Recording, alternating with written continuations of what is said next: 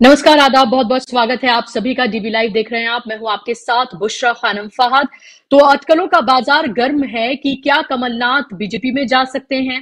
फिर खबर ये आई कि कमलनाथ शायद बीजेपी में नहीं जा रहे हैं, लेकिन उनके बेटे और कुछ विधायक मध्य प्रदेश के वो बीजेपी ज्वाइन कर सकते हैं। तो अगर नकुल नाथ बीजेपी ज्वाइन करते हैं और कमलनाथ बीजेपी ज्वाइन नहीं करते हैं, कमलनाथ कांग्रेस में रहते हैं और नकुल नाथ जो है वो कुछ विधायकों के साथ बीजेपी में चले जाते हैं, तो इसका क्या मतलब है। क्या बेटे और जो पिता हैं उनकी जो विचारधारा है क्या वो अलग अलग हो गई है। क्या एक ही घर में रहकर एक ही परिवार के दो लोग अलग अलग पार्टियों में रहेंगे। वो कमलनाथ जिन्होंने अपने करियर की शुरुआत ही कांग्रेस से की हो और कांग्रेस ने उनको तमाम महत्वपूर्ण पद दिए हों और कहीं ना कहीं इंदिरा गांधी उन्हें अपना तीसरा बेटा तक मानती थी, तो क्या वो कमलनाथ बीजेपी में चले जाएंगे। और क्या अगर वो नहीं जाते हैं और उनके बेटे जाते हैं तो इसके क्या सियासी मायने निकाले जाएं। कल से खबर ये भी है कि राहुल गांधी ने कमलनाथ से फोन पर बातचीत की है और उसके बाद अब खबर यह है कि कमलनाथ ने यह बाकायदा तौर पर कहा है कि वो बीजेपी में नहीं जा रहे हैं। लेकिन उससे इतर एक और बात और एक और चर्चा जो है वो अब एक बार फिर से गर्म हो गई है। जब 5 राज्यों में चुनाव हुए थे, उन 5 राज्यों के चुनाव के बाद जो नतीजे खासतौर पर 3 राज्यों के आए थे, छत्तीसगढ़, राजस्थान और मध्य प्रदेश के, उसमें खासतौर पर अगर मध्य प्रदेश की मैं बात करूं तो लगातार तब भी कंट्रोवर्सी हुई थी कमलनाथ को लेकर। तब भी खुद कांग्रेस के अंदर की तरफ से आवाजें बुलंद हुई थी और अब एक बार फिर से आवाजें जो हैं वो बुलंद हुई हैं। लोगों का ये कहना है, कुछ कांग्रेसियों का ये कहना है कि दरअसल कमलनाथ ने मध्य प्रदेश की जीत जो है वो थाली में रखकर बीजेपी को दे दी और कमलनाथ का कांग्रेस से जाना ही दरअसल सबसे अच्छा फैसला होगा। और अगर खुद कमलनाथ नहीं जाते हैं तो कांग्रेस को उन्हें बाहर का रास्ता दिखा देना चाहिए। क्या 2024 से पहले इतना बड़ा कोई कदम कांग्रेस उठाएगी अगर कमलनाथ खुद नहीं जाते हैं। और क्या बीजेपी में जिस तरह का के विरोध देखने के लिए मिले थे कमलनाथ का नाम आगे आते ही, क्या वो रिस्क बीजेपी नहीं ले रही है। दूसरी तरफ एक अकेला सब पे भारी की बात करने वाले नरेंद्र मोदी को आखिर क्यों इतनी बैसाखियों की जरूरत पड़ रही है। 400 पार का नारा तो दे दिया है, लेकिन समझ नहीं आ रहा है कि आखिर ये 400 पार इकट्ठे कहां से किए जाएं। एक तरफ कांग्रेस मुक्त की बात करते हैं, लेकिन दूसरी तरफ देखिए कि किस तरह से भानुमति का कुनबा जोड़ा जा रहा है। लगातार कांग्रेस के जो नेता हैं जिन्हें पानी पी पी कर कोसा जा रहा था, खुद नरेंद्र मोदी ने उनको लेकर किस तरह की बातें कही थी, अब उन्हीं को बीजेपी ज्वाइन कराई जा रही है। इस सब के क्या सियासी मायने हैं। क्या इस राज से पर्दा उठ गया है कि कमलनाथ का अब आखिर सियासी फ्यूचर क्या होगा, उनके बेटे का सियासी फ्यूचर क्या होगा, वो जाएंगे नहीं जाएंगे। क्या इस पे से जो एक पर्दा है वो उठ गया है, इसके सियासी मायने क्या निकाले जाएं, इसी सब पर आज हम चर्चा करेंगे, बात करेंगे। और इस पर बात करने के लिए मेरे साथ बेहद खास मेहमान और उनसे अच्छा गेस्ट कोई और नहीं हो सकता था, जो मध्य प्रदेश और देश दोनों के सियासी नब्ज जो है उसको बहुत अच्छे से जानते हैं। स्क्रीन पर आप देख सकते हैं जाने माने पत्रकार राकेश पाठक जी को। राकेश जी, बहुत बहुत स्वागत, इस्तकबाल आपका। मेरा सवाल पहला आपसे यही है कि क्या इस राज से पर्दा उठ गया है या अभी भी संशय, सस्पेंस बरकरार है, या फिर ये माना जाए कि उनका वेलकम इस्तकबाल नहीं हुआ कमलनाथ का, और जिस तरह के हमने देखे सोशल मीडिया पर जो विरोध के स्वर, तो उन्होंने अपने आप को रोक लिया है। या फिर राहुल गांधी से क्या वाकई में फोन पर बात हुई है, क्योंकि सब क्वेश्चन तो ये भी आ रहा था कि राहुल गांधी कमलनाथ को बिल्कुल पसंद नहीं करते हैं। और दूसरी तरफ नकुल नाथ कुछ विधायकों के साथ बीजेपी ज्वाइन कर सकते हैं। आखिर ये इतना इतना ज्यादा जो इस पूरे मामले को लेकर सवाल खड़े हो रहे हैं, जो सस्पेंस बना हुआ है, उससे जरा आप पर्दा उठाइए। बुशरा जी, कमलनाथ को लेकर जो पहेली चल रही है पिछले एक हफ्ते से, उसे देखकर ऐसा लगता है कि सियासत सचमुच कितनी टेढ़ी मेढ़ी खीर है। दुष्यंत कुमार जी ने जो लिखा कि मसलहत तामेज होते हैं सियासत के कदम, तू न समझेगा सियासत, तू अभी नादान है। तो सचमुच में कांग्रेस की राजनीति में इस वक्त जो कुछ हो रहा है और बीजेपी की राजनीति में भी, देश की राजनीति में भी, उसे समझने के लिए बहुत ज्यादा सयानापन चाहिए। अगर कमलनाथ के मुद्दे पर ही हम लौटें तो देखिए कि किस तरह की पहेलियां बुझाई गई। क्रोनोलॉजी समझिए आप। कमलनाथ पिछले 3-4 दिनों से इस तरह की बातें करते रहे। अभी मैं लोगों की राय ले रहा हूं, बात कर रहा हूं, कोई भी व्यक्ति कहीं जाने के लिए स्वतंत्र है, वगैरह वगैरह। और जब मीडिया ने ये खबरें फैलाना शुरू कर दी कि वे बीजेपी में जा रहे हैं, तो उसके बाद उन्होंने ये कह दिया, उनके साथियों ने, जैसे सज्जन सिंह वर्मा ने, कि मीडिया ये अफवाह उड़ा रहा था। मुझे लगता है पहले पायदान पर बड़ी भूल ये हुई है कि अगर वे बीजेपी में नहीं जा रहे हैं, ऐसी कोई बात नहीं हो रही, कोई कवायद नहीं चल रही इसको लेकर, तो एक लाइन का खंडन पहले दिन आ जाना चाहिए था। एक ट्वीट कर देते, फेसबुक पर लिख देते, या प्रेस के सामने आकर, जैसे वे ये कह रहे हैं कि हम 13वीं में जा रहे हैं, आपको चलना है तो आप चलिए। तो जब तक उन्होंने, और अब तक भी, मैं फिर दोहराना चाहता हूं, आज की तारीख तक स्वयं कमलनाथ जी ने मीडिया के सामने आकर या अपने सोशल मीडिया हैंडल्स पर ये नहीं लिखा है कि वे कहीं नहीं जा रहे हैं या जा रहे हैं। दोनों ही बातें अभी इसमें शामिल हैं।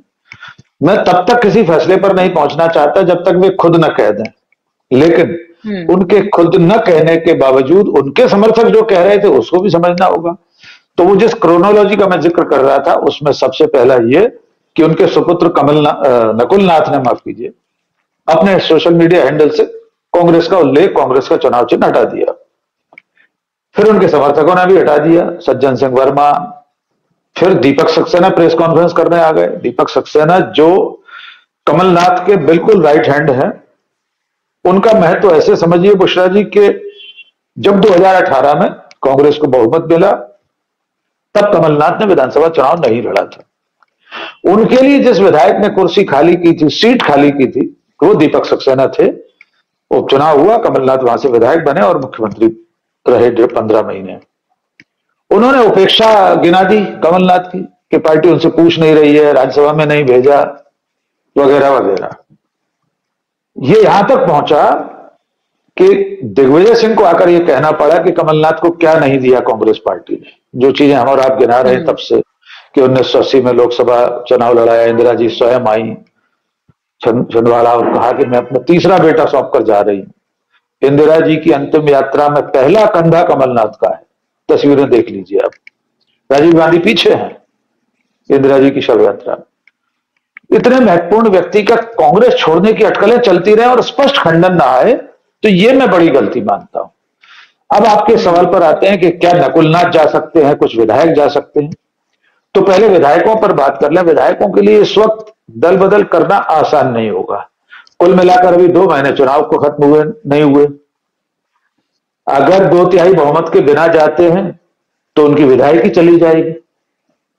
कोई विधायक ये खतरा मोल नहीं लेगा कि 2 महीने बाद, 3 महीने बाद फिर वो चुनाव में उतर जाए, और क्या गारंटी है कि वो जीत ही जाएगा। इस बात की गारंटी अगर कमलनाथ या उनके समर्थक ले भी लें कि दल बदल करने के बावजूद उन्हें टिकट मिल जाएगा, तो क्या बीजेपी के लोगों ने हरवा नहीं देंगे? क्योंकि बीजेपी को इस वक्त 2020 जैसी जरूरत तो है नहीं।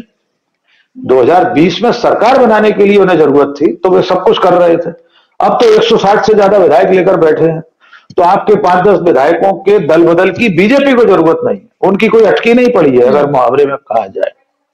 तो मुझे नहीं लगता कि विधायक कोई जाने को तैयार इस वक्त होगा। अब बचे नकुलनाथ।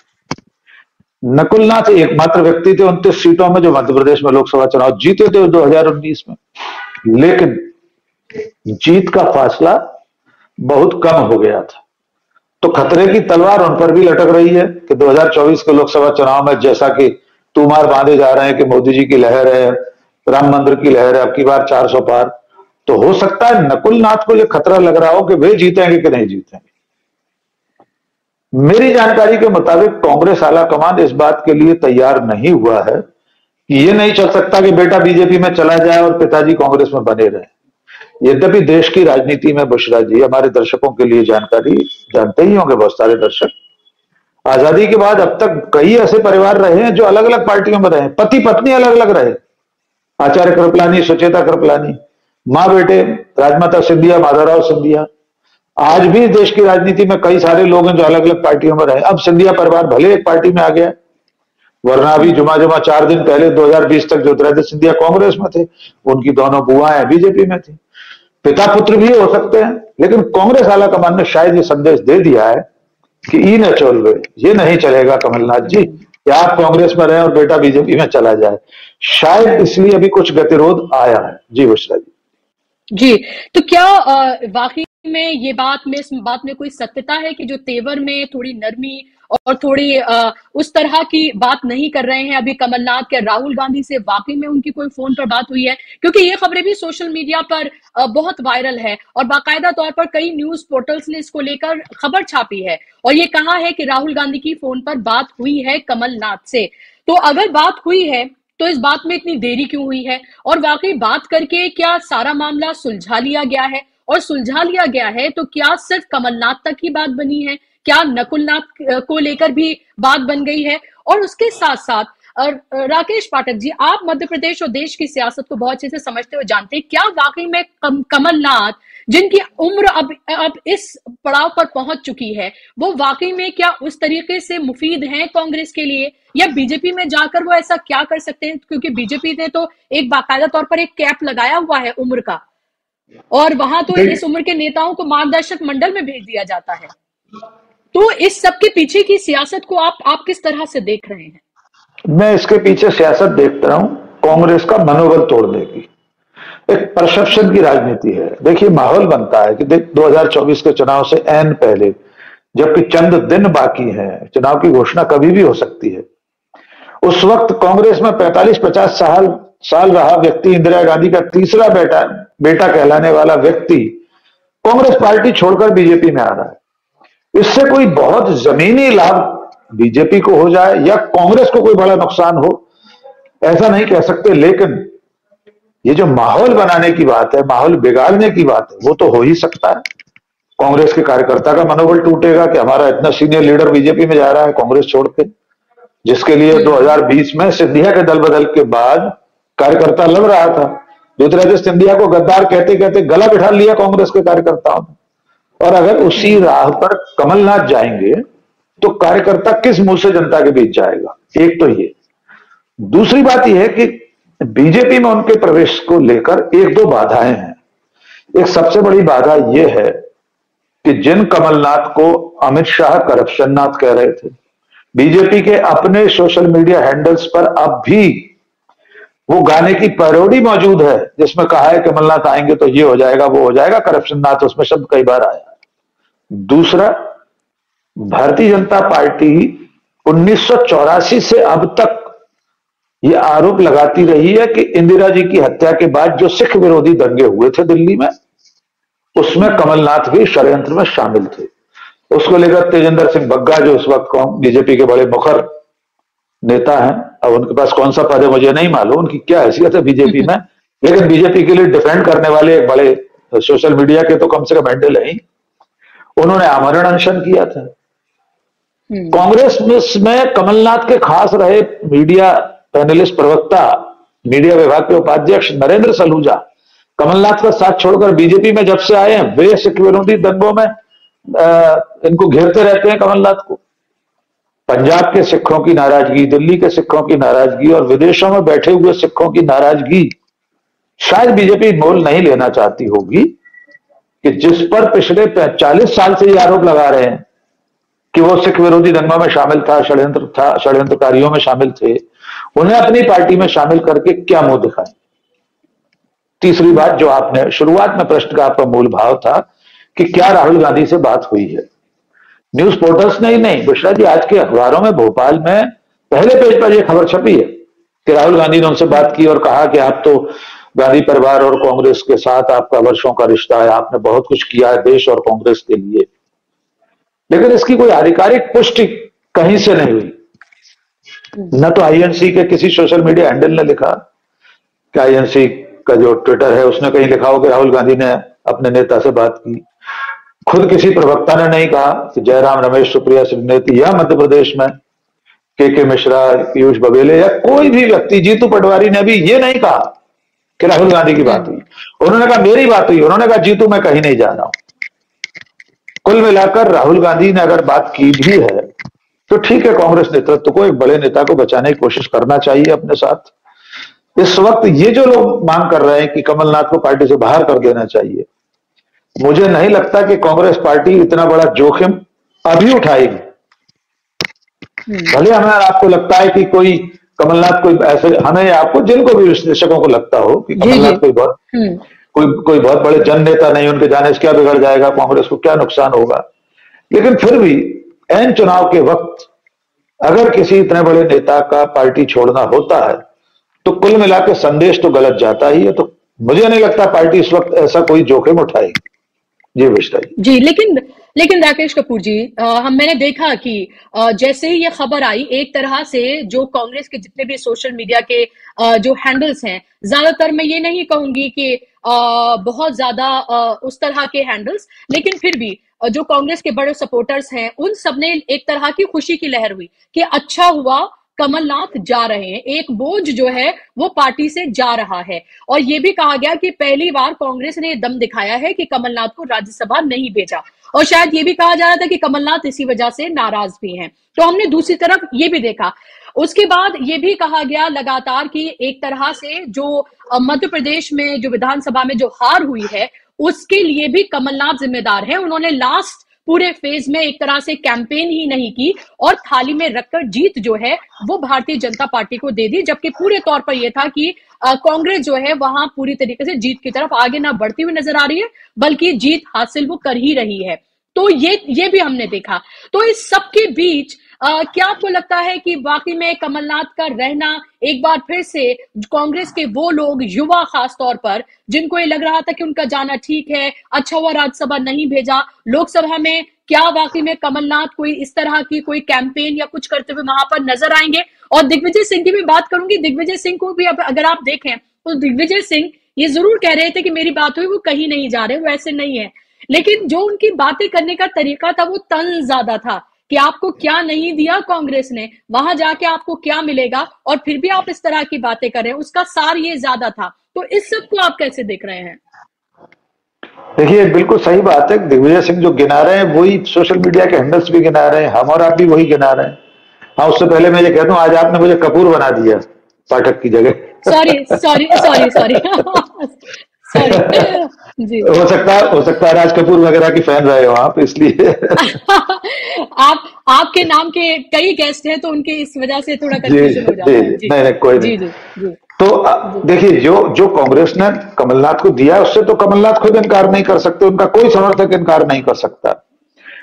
राज्यसभा की सीट क्या सचमुच में इतनी महत्वपूर्ण है, और वो भी ऐसे मौके पर जब सरकार में बीजेपी, आप राज्यसभा में जाकर मंत्री तो बन नहीं जाएंगे। ज्योतिरादित्य सिंधिया राज्यसभा में गए तो वो मंत्री बन गए, क्योंकि वो उस पार्टी से गए जिसकी सरकार है।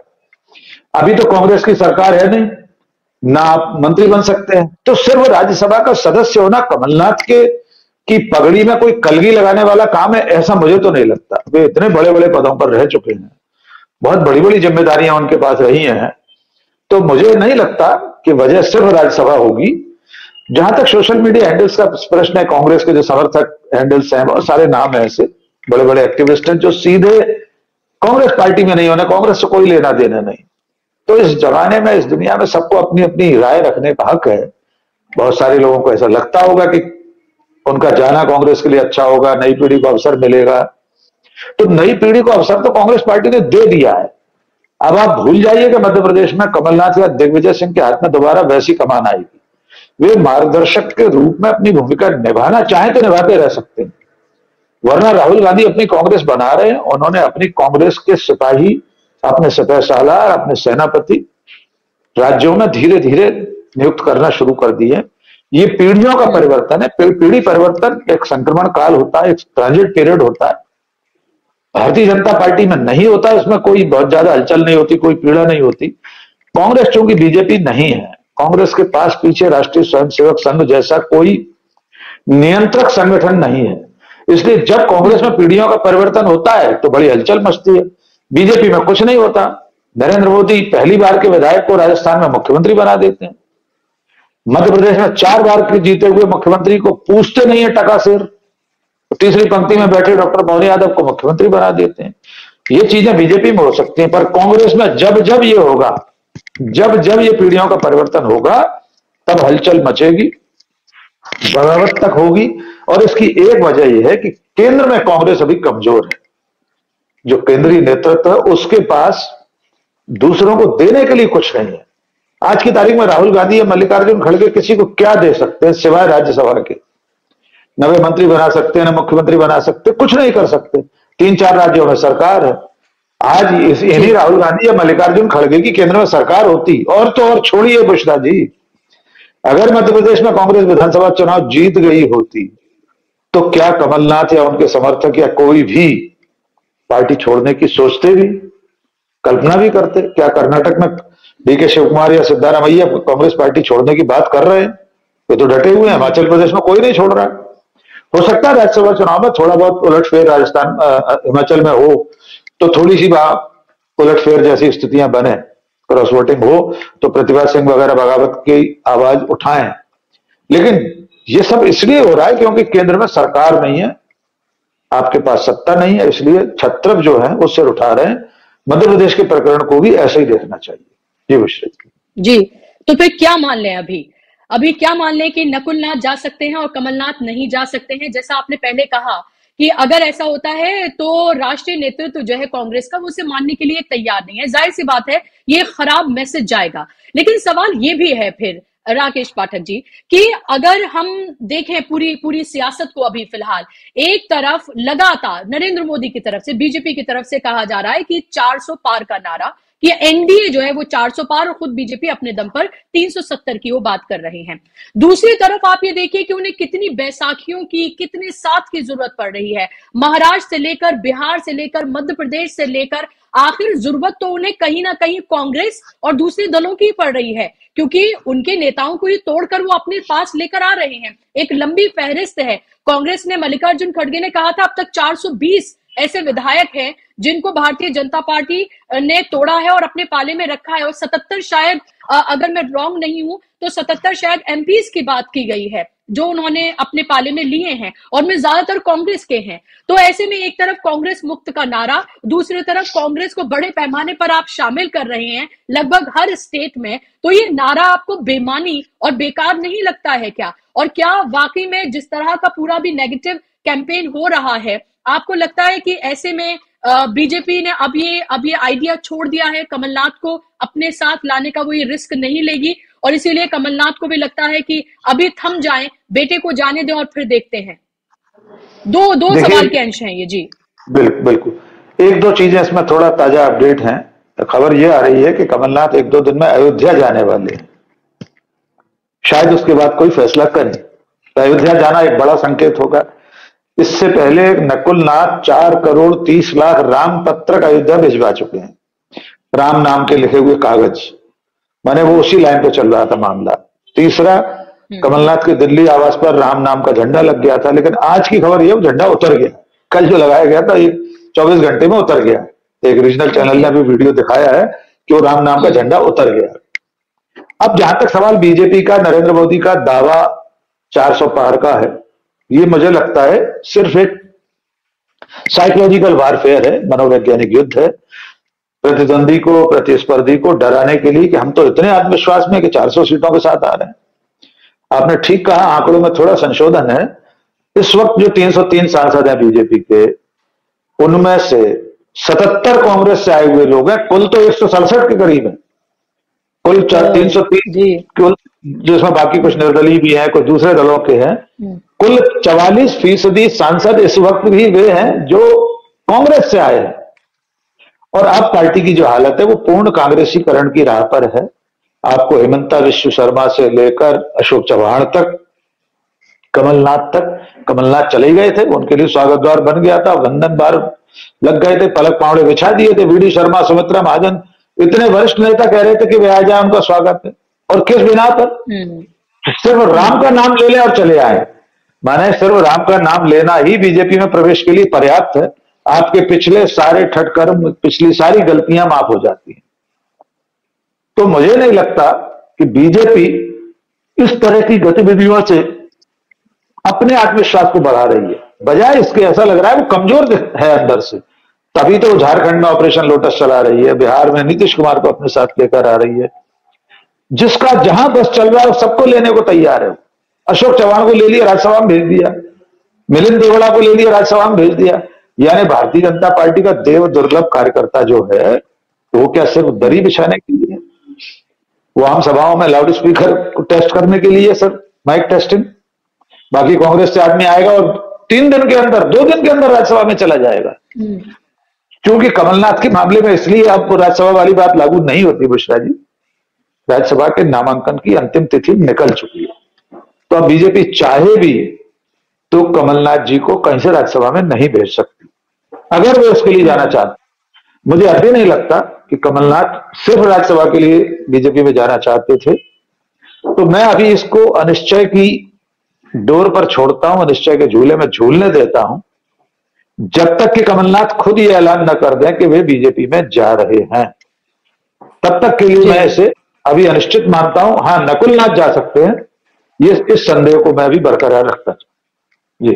जी, क्योंकि राकेश पाठक जी, क्योंकि लगातार अगर कमलनाथ को देखें तो कमलनाथ के साथ अगर कांग्रेस ना लगा हो और उनकी तमाम एक्टिविटीज को हम देखें और जिस तरह से लगातार जो उनकी विचारधारा रही है वो कांग्रेस से ज्यादा बीजेपी के करीब लगती है। और मध्य प्रदेश के अगर हम बात करें तो मध्य प्रदेश के इलेक्शन के दौरान तो हमने देखा ही था कि किस तरह से नकुलनाथ से लेकर और कमलनाथ दोनों ही बाबा जी जो है उनके पैरों में पड़े हुए थे, जो हिंदू राष्ट्र की बात करते हैं, जो किस विचारधारा से जुड़े हैं, जिनके बारे में क्या क्या बातें होती हैं, और उनके एक तरह से पैरों में पड़े थे और स्वागत और ये सब कुछ किया गया था। और उस वक्त भी विरोध के स्वर उठे थे, उस वक्त भी ये कहा गया था कि कांग्रेस पार्टी को अपनी विचारधारा क्लियर करनी होगी। एक तरफ राहुल गांधी हैं जो लगातार पूरी तरीके से एक स्टैंड लिए हुए हैं, वो सीधे तौर पर कहते हैं लोकतंत्र संविधान को बचाना और जो जिसकी जितनी भागीदारी है उसकी उतनी हिस्सेदारी होनी चाहिए, तमाम बातें वो कर रहे हैं। लेकिन कभी भी हमने ये नहीं देखा कि कमलनाथ इस तरह की बातें करते हुए नजर आते हैं और कहीं ना कहीं वो बीजेपी के करीब ज्यादा नजर आते हैं। क्या आपको नहीं लगता कि अगर कमलनाथ चले जाते हैं, मान लीजिए एक हाइपोथेटिकल क्वेश्चन, तो ये कांग्रेस के लिए ज्यादा ठीक होगा और एक तरह से बिल्कुल फिर क्लियर हो जाएगा मध्य प्रदेश में कि आगे अब ये पूरा कमान जो है वो किसको सौंपी जानी है, ये पूरी तरीके से क्लियर हो जाएगा? या आपको लगता है कि दिग्विजय कोई टांग अड़ा सकते हैं? देखिए, एक बात है कि जो विधानसभा चुनाव हुआ उस समय जिस तरह की गलतियां हुई कमलनाथ जी से, जिसका आपने जिक्र किया, बागेश्वर बाबा, मैंने उस वक्त भी हर चैनल पर कहा था कि ये उचित नहीं है। जो व्यक्ति संविधान के खिलाफ बात कर रहा है, जो व्यक्ति हिंदू राष्ट्र की बात कर रहा है, जो टोने टोटके में विश्वास करता है, वैज्ञानिक बातें करता है, उस व्यक्ति की कथा कराना, उसके दरबार में जाना मैं तब भी उचित नहीं मानता था। क्योंकि अगर जनता को हिंदुत्व ही चाहिए होगा तो बीजेपी का ओरिजिनल हिंदुत्व स्वीकार करेगी ना। वो फोटोकॉपी वाले, फोटो स्टेट वाले हिंदुत्व को क्यों स्वीकार करेगी? तो वो गलतियां तो हुई हैं। राहुल गांधी जिस विचारधारा की बात कर रहे हैं, वैसे कमिटमेंट की अगर आप बात करेंगे तो मुझे नहीं लगता कि उतना कमिटमेंट कमलनाथ के भीतर है, विचार को लेकर, विचारधारा को लेकर। हाँ, उस तरह का कमिटमेंट आप दिग्विजय सिंह में पा सकते हैं। अब जहां तक प्रश्न यह है कि कमलनाथ के रहने न रहने से क्या होगा, मुझे लगता है वे कांग्रेस में रहें या न रहें, दोनों ही स्थितियों में मध्य प्रदेश की कांग्रेस की कमान अब युवा पीढ़ी के हाथ में आ चुकी है। उसमें अब कोई परिवर्तन नहीं होगा। उसमें अब दिग्विजय सिंह का हस्तक्षेप भी उतना नहीं होगा जैसा पहले रहा था। कमलनाथ जी का भी नहीं रहेगा। मेरी समझ ये कहती है कि कांग्रेस आला कमान यानी राहुल गांधी, प्रियंका गांधी, मल्लिकार्जुन खड़गे, सोनिया गांधी, ये लोग पूरी तरीके से तय कर चुके हैं कि अब नई पीढ़ी को अवसर देना है, उसका जो भी खामियाजा भुगतना पड़े, अच्छा या बुरा। देखिए, तेलंगाना में रेड्डी को मौका दिया, डी के शिव कुमार को कर्नाटक में दिया। अंतर यह है कि डी के शिव कुमार ने सिद्धारामैया के साथ समन्वय बनाए रखा। अब यहां जिम्मेदारी यह है कि जीतू पटवारी के साथ समन्वय कमलनाथ और दिग्विजय सिंह कितना बनाकर रख पाते हैं, जीतू पटवारी उनके साथ समन्वय रख पाते हैं। लेकिन यह तय है, मेरा स्पष्ट मानना है, अब मध्य प्रदेश में कांग्रेस की कमान जिन लोगों के हाथों में है, लंबे समय तक अब उनके हाथ में रहेगी, बहुत जल्दी परिवर्तन नहीं होगा। इन लोगों के रहने से नफा नुकसान क्या होगा, ये आने वाले समय में पता लगेगा। कितनी भूमिका कांग्रेस इनकी बनाकर रखती है, किन कमेटियों में ये लोग दोनों रखे जाते हैं, कमलनाथ जी और दिग्विजय सिंह जी, उसके बाद लगेगा। और ये लोग कितना आशीर्वाद देते हैं नई पीढ़ी को, नए नेतृत्व को, इस पर निर्भर करेगा कि कांग्रेस को नुकसान होगा या फायदा होगा, रहना या न रहना। जी विश्व जी, बिल्कुल। लास्ट क्वेश्चन, और वो भी संक्षेप में बस मैं आपसे जानना चाहती हूँ, एक तरह से कंक्लूड में इसको करना चाहती हूँ कि अभी की अगर हम बात करते हैं तो क्या आपको लगता है कि जितने भी बड़े नेता कांग्रेस के बीजेपी में जा रहे हैं या जाने के उनके आसार पैदा हो रहे हैं। मनीष तिवारी की भी बात सामने आई थी अभी। क्या राज्यसभा भेजना तो जाहिर सी बात है उस तरह का फायदा लोकसभा इलेक्शन में तो नहीं बीजेपी को होगा। क्या सिर्फ और सिर्फ एक परसेप्शन की राजनीति को जीतना चाहती है बीजेपी, चाहे इंडिया गठबंधन के दलों की बात करें या ईडी सीबीआई के जरिए एक तरह का दबाव बनाने की बात करें, या फिर कांग्रेस के नेताओं को शामिल करने की बात करें? क्योंकि अभी आप ये भी देखेंगे कि इंडिया गठबंधन को लेकर अब बात करनी एक तरह से बीजेपी ने ना के बराबर ही। अब मोदी जी वो बात करते हुए नजर नहीं आते हैं। अब अगर सीधा अटैक वो करते हैं तो वो सिर्फ और सिर्फ कांग्रेस पे करते हैं और उन्हीं को ही लगातार परिवारवाद से लेकर तमाम तरह की बातें करते हैं। हालांकि सबको अपने में शामिल करके वो क्या कुछ हो रहा है वो सबके सामने है, जनता के। तो ये मैं आपसे जानना चाहती हूँ लास्ट सवाल। देखिए, मैंने शुरू में कहा था ये बिल्कुल सिर्फ परसेप्शन की राजनीति, उसके जरिए माहौल को बनाए रखना अपने पक्ष में, कांग्रेस के मनोबल को तोड़ना, कांग्रेस के कार्यकर्ता के मनोबल को तोड़ना, ये सारी कवायद इसीलिए हो रही है क्योंकि मोदी शाह बीजेपी जानते हैं कि ऊपर से कहने में भी भले ही 400 पार कह रहे हो, लेकिन चुनौती उनके सामने कठिन है। राहुल गांधी 2019 के बाद से बहुत बदल चुके हैं, कांग्रेस बदल चुकी है। अगर गठबंधन दल 250-300 सीटों पर भी 1-on-1 चुनाव करवा पाए, एक के सामने एक प्रत्याशी रख पाए, तो मोदी की और बीजेपी की राह आसान नहीं होगी। जहां तक इंडिया गठबंधन का सवाल है, वो अभी उस दौर से गुजर रहा है जिसमें उठापटक चलेगी जब तक कि सीटों का बंटवारा अंतिम तौर पर न हो जाए। बीजेपी के मोदी शाह के परिवारवाद पर आरोप लगाने की बात है, वो इतना थोथा है, इतना खोखला दावा है कि आज की तारीख में वे जिन लोगों को ले रहे हैं, मान लीजिए अशोक चव्हाण को उन्होंने लिया, मिलिंद देवड़ा को लिया, क्या ये लोग परिवारवाद की निशानी नहीं है? दोनों के पिता लोग इतने बड़े नेता कांग्रेस में रहे थे। नकुलनाथ को अगर आप लेना चाहते तो नकुलनाथ का बीजेपी में प्रवेश परिवारवाद की निशानी नहीं होगा क्या? खुद नरेंद्र मोदी की सरकार में उनके अपने मंत्रिमंडल में कितने सुपुत्र और सुपुत्रियां हैं, मोदी जी भूल जाते हैं। मध्य प्रदेश के मंत्रिमंडल में विश्वास सारंग जैसे कितने पुत्र और पुत्रियां हैं। तो ये उनका पाखंड है। मुझे नहीं लगता अब इस पर कोई बहुत ज्यादा लोग ध्यान देते हैं। हाँ, कुल मिलाकर आपने जो बाकी चीजों के नाम लिए, ईडी सीबीआई, ये चुनाव आते आते इन सब का दबाव विपक्षी नेताओं पर, विपक्षी दलों पर बढ़ेगा। इससे बीजेपी की बौखलाहट दिखाई दे रही है। जब उनके पास अपना एनडीए गठबंधन है तो उस गठबंधन के दम पर चुनाव लड़े, लेकिन वे अपने गठबंधन में कांग्रेस के नेताओं को शामिल कर ही रहे हैं अपनी पार्टी में। ये जो उनके घटक दल हैं, ईडी सीबीआई एनआईए आईटी, इनके जरिए जो विपक्ष की गर्दन मरोड़ने की कोशिशें हैं जो बढ़ रही है लगातार दिन प्रतिदिन, वो बता रही हैं कि बीजेपी कहीं ना कहीं भीतर से हताश है और डरी हुई है। जी बुशरा जी बिल्कुल, ये साफ तौर पर लग रहा है क्योंकि इसी आदर्श सोसाइटी की बात करके हमने देखा था कि नरेंद्र मोदी ने किस तरह से कहा था कि ये हैं कांग्रेस के आदर्श, और अभी देखिए कि उनको किस तरह से अपने दल, अपनी पार्टी में शामिल कर लिया। ना सिर्फ शामिल किया बल्कि राज्यसभा भेज रहे हैं। कमलनाथ की बात करें, उनके बेटे की बात करें, और वो उनको क्या क्या नहीं कहा गया, और अब देखिए कि उनको अपनी पार्टी में शामिल करने की बात कही जा रही है। अगर मैं ये कहने शुरू करूंगी तो शायद 1 आध घंटा प्रोग्राम का निकल जाएगा कि क्या क्या कहा गया है नरेंद्र मोदी की तरफ से, और कैसे अपनी उन्हीं बातों से पूरी तरीके से पलटते हुए ही नहीं बल्कि एक तरह से देखें कि कैसे मखौटा उनका उतरता हुआ नजर आया है। ये सबके सामने है, लेकिन जाहिर सी बात है मीडिया उनके पास है और इसीलिए वो जो तमाम खबरें चलाकर अपना परसेप्शन बदलते हैं उसमें वो माहिर हैं। अब देखना यह होगा कि कमलनाथ और नकुलनाथ क्या फैसला लेते हैं। क्या बेटे और पिता जो है वो अलग अलग राह अपनाते हैं? क्या कांग्रेस इस पर सहमति इसमें बनती है, या फिर वो दोनों बीजेपी में शामिल होते हैं? ये अब से 1 आध दिन में ये तस्वीर पूरी तरीके से साफ जरूर हो जाएगी। बहुत शुक्रिया राकेश पाठक जी इस कार्यक्रम का हिस्सा बनने के लिए, अपना वक्त देने के लिए। शुक्रिया आप तमाम दर्शकों का भी इस कार्यक्रम को देखने के लिए। नमस्कार।